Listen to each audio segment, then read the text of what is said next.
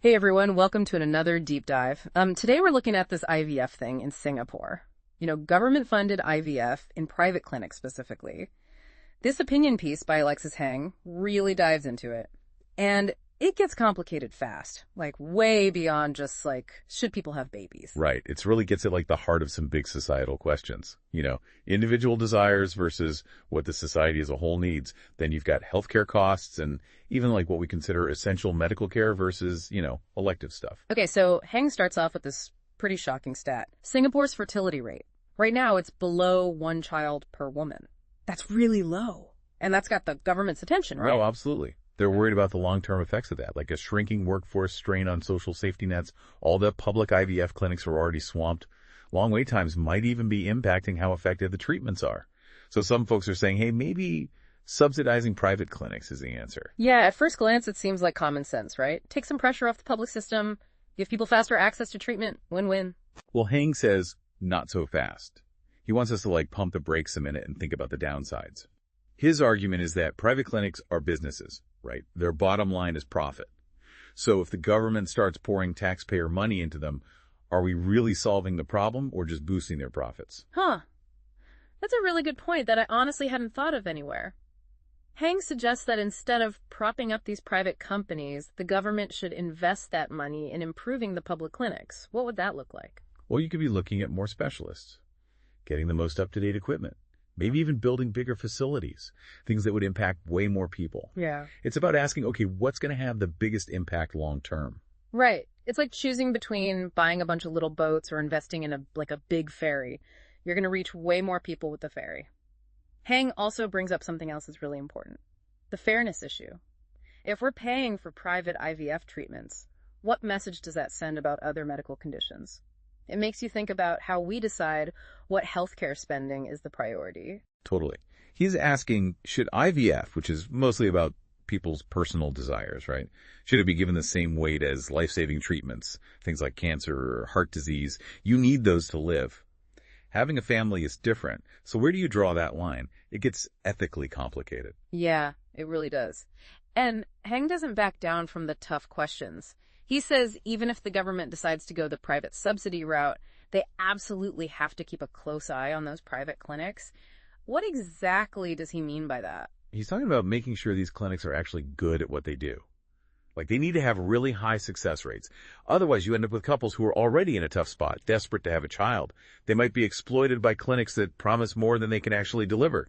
And nobody wants to see that happen. Absolutely. You've got to be sure that any clinic getting government money is being held accountable, both for their practices and the results they get. Okay, so speaking of potential problems, Heng also talks about these add-on treatments some IVF clinics offer. Oh, right. He says some clinics push these extras even though they might not even work. And that's a whole other can of worms. It is. He actually mentions that the UK has a blacklist of these questionable add-on procedures. It's they might sound good in theory, but there's not enough science to back them up. And IVF is such an emotionally charged field. People are vulnerable. They need to be protected from treatments that aren't really necessary. Okay, so this is clearly way more than a simple, should the government help people pay for IVF? Question. We're talking fairness, transparency, preventing exploitation. It seems like we need to be really careful about how we handle this whole thing. 100%.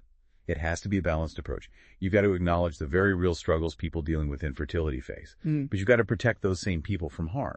And then you've got to make sure taxpayer money is being used responsibly, which brings up another really important point that Heng makes. So even if giving money for private IVF does lead to more babies, which, by the way, isn't a sure thing, will it even make a dent in this population problem Singapore is worried about? Is there something else going on here? That's where it gets really interesting.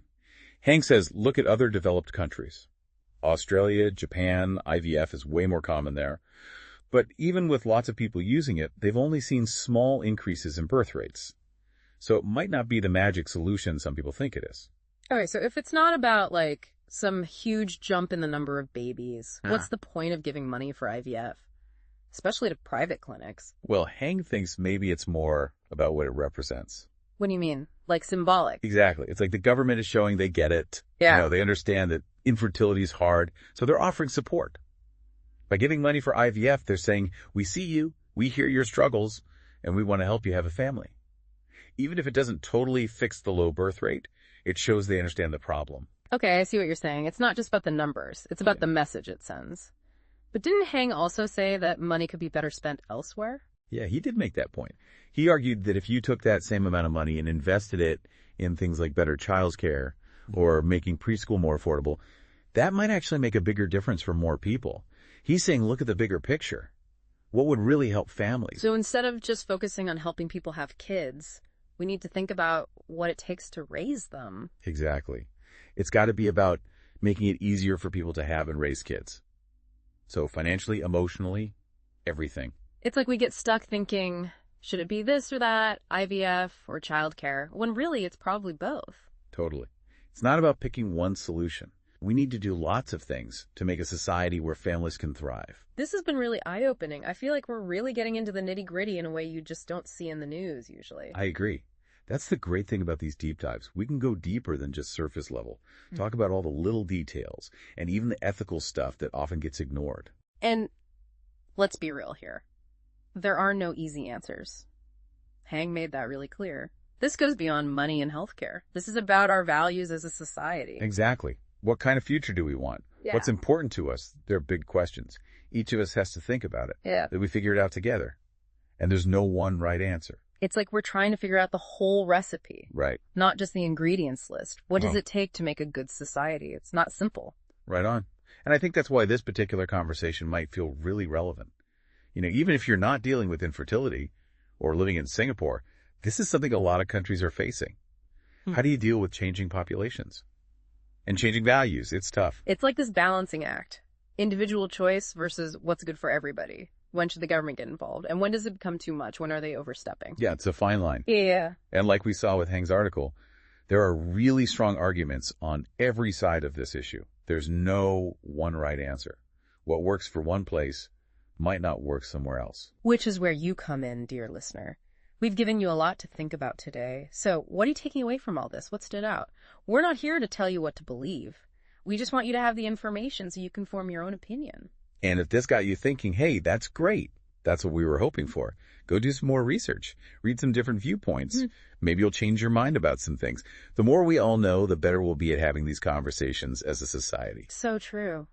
You know, something else I'm thinking about, empathy. Hearing these different arguments, even the ones I don't agree with, it helps me see things from other people's perspective. That's so important. These days especially. I know, right? So, okay, let's wrap up with a final thought. Something for you to think about as you go about your day. Imagine you're in charge. How would you use resources to deal with low birth rates? What would make a society more family-friendly? Just something to chew on. Love it. That's something to think about. Thanks for joining us, everyone. Until next time. See you later.